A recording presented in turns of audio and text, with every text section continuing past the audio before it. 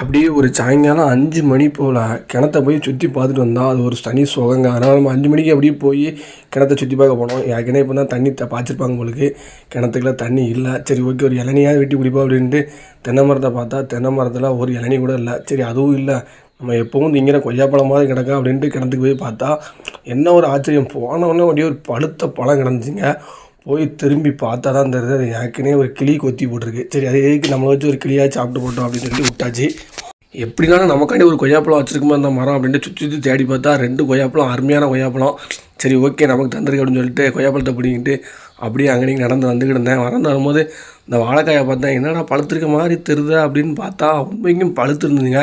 நம்ம எப்போவுமே வாழைக்காய் வந்து வெட்ட போகிறதே கிடையாது, அதுவாக விட்டு பழுத்தா தான் நல்லாயிருக்கும் அப்படின்னு சொல்லிட்டு அதாச்சு பழுத்தோன்னே நம்ம வீட்டுக்கு வெட்டிட்டு போயிடுவோம் அப்படின்னு சொல்லிட்டு கொலையை பிடிச்சிட்டு ஒரே போட்டு தள்ளியாச்சு. போட்டு தள்ளிட்டு காயை பார்த்தீங்கன்னா அவ்வளோ அருமையான காய். கொலை சின்ன கொலை தான், ஆனால் சூப்பர் காயாக இருக்கும், நல்லா டேஸ்ட்டாக இருக்கும்.